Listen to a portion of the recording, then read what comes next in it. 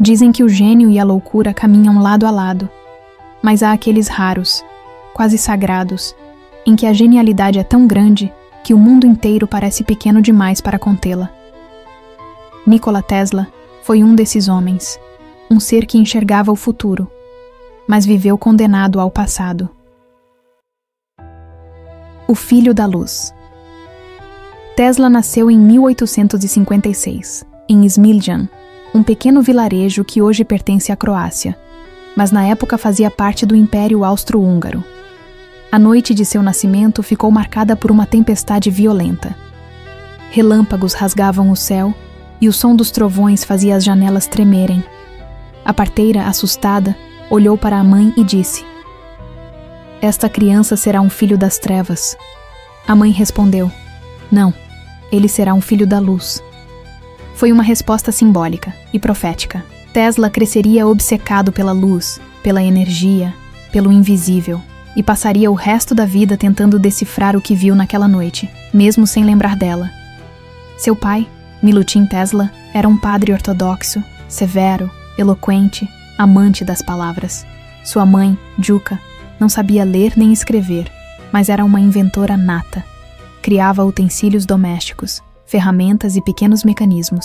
De ambos, Nikola herdou algo essencial. Do pai, o poder do pensamento. Da mãe, o dom da criação. Ainda criança, começou a ter visões. Imagens apareciam diante de seus olhos, como relâmpagos mentais. Às vezes eram objetos, às vezes pessoas. Ele descrevia em detalhes invenções que nunca existiram, máquinas que ele nunca viu. Chamava isso de flash of light, o clarão. Era como se o universo lhe soprasse segredos. Mas esse dom vinha com um fardo, insônia, hipersensibilidade e uma mente que jamais descansava. Aos 6 anos, viu seu irmão mais velho morrer em um acidente. O trauma o marcou profundamente. Tesla começou a acreditar que a mente humana podia se conectar a planos invisíveis e que a energia da vida não se extinguia com a morte. Na solidão de sua dor, nasceu o homem que passaria a vida buscando entender o espírito através da ciência. O homem que sonhava com relâmpagos. Na juventude, Tesla estudou engenharia elétrica em Graz, na Áustria. Era um aluno brilhante, mas desafiava os professores com perguntas que pareciam absurdas. Enquanto todos se contentavam em repetir fórmulas, ele queria entender a natureza íntima da eletricidade. "Ela é viva", dizia. "Pulsante. Respira como o próprio universo." Foi em Graz que teve sua primeira epifania. Durante uma aula sobre motores elétricos, observou a dificuldade da corrente contínua, aquela em que a eletricidade flui apenas em uma direção, e viu, em um lampejo, um motor que girava impulsionado por uma corrente que alternava seu sentido. Naquele instante, ele concebeu o princípio da corrente alternada, o mesmo que hoje alimenta praticamente todo o planeta. Mas o destino não seria generoso. Sem dinheiro para continuar os estudos, abandonou a faculdade. Trabalhou em Paris, depois em Budapeste, consertando máquinas e projetando melhorias que ninguém compreendia. E então, como tantos sonhadores da época, partiu para a América, o país onde tudo parecia possível. O encontro dos dois mundos. Em 1884, Nikola Tesla desembarcou em Nova York com uma carta de recomendação e 4 centavos no bolso. A cidade era um organismo elétrico, barulhento, vivo, e nela o destino o levou a Thomas Edison. Edison era um homem prático, astuto, movido por lucro e reputação. Tesla era o oposto, um idealista místico, guiado por uma fé quase religiosa na ciência. Ambos queriam iluminar o mundo, mas por razões muito diferentes. Tesla foi contratado para melhorar os geradores de Edison. Trabalhou dia e noite, aprimorando motores, redes e bobinas. Edison prometera $50 mil se ele conseguisse tornar o sistema mais eficiente. Tesla conseguiu, mas ao cobrar, ouviu uma gargalhada. "Você não entende o humor americano", disse Edison. Foi o primeiro golpe. Tesla deixou a empresa e iniciou, sem saber, uma das maiores guerras tecnológicas da história, a Guerra das Correntes.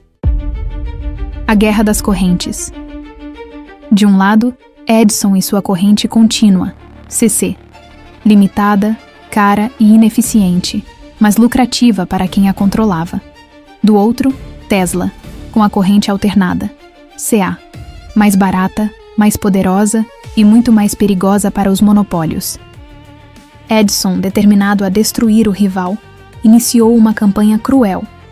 Fez demonstrações públicas eletrocutando animais para provar que a corrente alternada era mortal.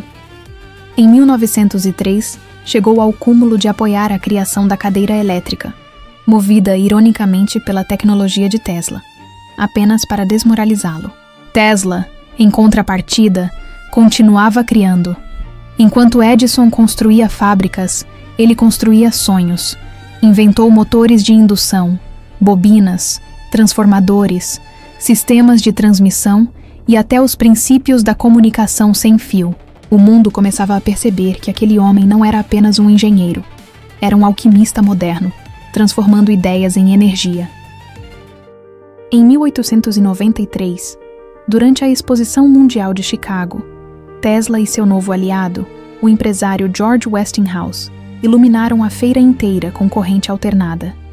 Foi um espetáculo de proporções míticas. O planeta viu pela primeira vez uma cidade inteira acender sob o comando de um homem que acreditava que a eletricidade era o sangue do universo. A guerra estava vencida, mas o preço da vitória seria alto demais.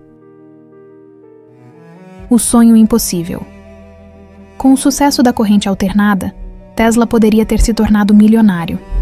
Mas não era o dinheiro que o movia, era a visão. Ele queria criar uma tecnologia que libertasse a humanidade da dependência de combustíveis, fios e fronteiras. Em 1901, começou a construir seu projeto mais ambicioso, a Wardenclyffe Tower, em Long Island. Uma torre gigantesca, capaz de transmitir energia elétrica e informação sem fios para qualquer ponto do planeta. Era o embrião do que hoje chamamos de rádio, internet e transmissão sem fio. J.P. Morgan, o banqueiro mais poderoso dos Estados Unidos, financiou o projeto, mas apenas porque acreditava que Tesla criaria um sistema comercial de telecomunicações. Quando percebeu que a torre tinha outro propósito, energia gratuita para todos, cortou o financiamento. Se alguém pode captar energia do ar, onde coloca o medidor? Teria dito Morgan. Sem apoio, Tesla hipotecou tudo o que tinha. Trabalhou até a exaustão, alimentando-se de leite e bolachas, dormindo poucas horas, tomado por visões místicas e planos grandiosos. Mas o mundo já o chamava de louco. E em 1917, a Wardenclyffe Tower foi demolida. Era o fim de um sonho e o início do esquecimento. A queda do profeta. A partir daí, Tesla mergulhou num isolamento cada vez mais profundo. Continuava inventando, mas ninguém o levava a sério. Falava em máquinas que transmitiriam imagens pelo ar, energia ilimitada vinda do espaço e comunicações instantâneas entre continentes. Hoje chamamos isso de Wi-Fi, energia sem fio, rádio e satélite. Naquela época, chamavam de delírio. Vivia em hotéis baratos, muitas vezes sem pagar as contas. Anotava ideias em guardanapos. Escrevia cartas para investidores que jamais respondiam. Os jornais o retratavam como um cientista excêntrico, um velho maluco cercado por pombos e teorias impossíveis. Mas Tesla não se considerava derrotado. Ele acreditava que cada descoberta da humanidade era uma forma de nos aproximar de Deus. Tudo é energia, dizia. E se você compreender a frequência do universo, poderá compreender o próprio Criador. Era um homem de ciência que falava como um místico. E talvez tenha sido isso que o isolou para sempre. Ele acreditava demais naquilo que o mundo ainda não podia entender. O crepúsculo da mente. Nos últimos anos, Tesla viveu no Hotel New Yorker, em um quarto pequeno e repleto de pombos. Dizia reconhecer um deles entre todos, um pombo branco com manchas cinzas nas asas. Afirmava que aquele pombo o visitava todas as noites e que em seus olhos havia uma luz que nenhum ser humano poderia ver. Quando ela morreu, disse certa vez, algo dentro de mim morreu também. Os amigos sumiram. O dinheiro acabou, mas a mente continuava acesa. Escrevia teorias sobre energia cósmica, sobre como captar eletricidade da atmosfera e alimentar cidades inteiras sem cabos. Ninguém mais o ouvia. A mesma imprensa que um dia o aplaudiu, agora o ridicularizava. Em 7 de janeiro de 1943, aos 86 anos, Nikola Tesla foi encontrado morto, deitado em sua cama, com as mãos cruzadas sobre o peito. O corpo estava frio. No criado mudo, um caderno com anotações sobre uma máquina que ele dizia poder se comunicar com outras dimensões.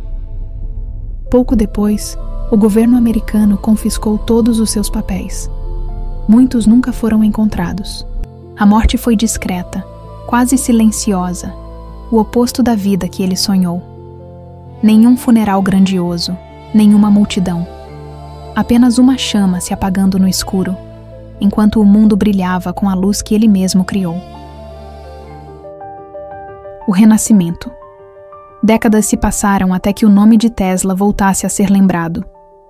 Seus inventos inspiraram cientistas, engenheiros e sonhadores. A empresa de Elon Musk adotou seu nome. Livros e filmes o transformaram em mito. Hoje, Tesla não é apenas um sobrenome, é sinônimo de futuro. Mas há uma ironia cruel nessa glória tardia. O homem que sonhou em dar energia gratuita à humanidade virou símbolo de uma das empresas mais caras do planeta. O mundo que o ignorou agora o idolatra, sem realmente compreendê-lo. Tesla acreditava que a ciência deveria servir à alma, e não ao lucro. Acreditava que a humanidade caminhava para um ponto em que compreenderia a energia espiritual tanto quanto a elétrica. Ele dizia: "O dia em que a ciência começar a estudar os fenômenos não físicos, fará mais progresso em uma década do que em todos os séculos anteriores. E talvez esse dia ainda esteja por vir." O preço da genialidade. Nikola Tesla foi traído por homens, esquecido por governos, ridicularizado por jornais. Mas sua história continua ecoando como um trovão distante. Ele viveu sem medir o mundo por dinheiro, e sim por frequência. Enquanto os outros viam máquinas, ele via o universo respirando. Enquanto os outros construíam fábricas, ele construía sonhos. No fim, talvez o verdadeiro preço da genialidade seja esse: enxergar o que ninguém vê e ser condenado por isso. Mas é esse mesmo dom, essa maldição luminosa, que empurra a humanidade para a frente. Tesla acreditava que todos somos condutores de energia divina. E se a luz dele ainda brilha, mesmo após a morte, é porque parte dessa energia ficou conosco. Nas lâmpadas, nos motores, nos satélites, nas ondas que carregam nossas vozes, há um pouco da sua alma. O homem que nasceu durante uma tempestade e morreu sozinho em um quarto escuro, continua iluminando o mundo, não com suas mãos, mas com a centelha de algo que jamais pode ser destruído. A luz. A mesma que sua mãe viu quando ele nasceu. A mesma que nenhum homem, por mais poderoso que seja, pode apagar.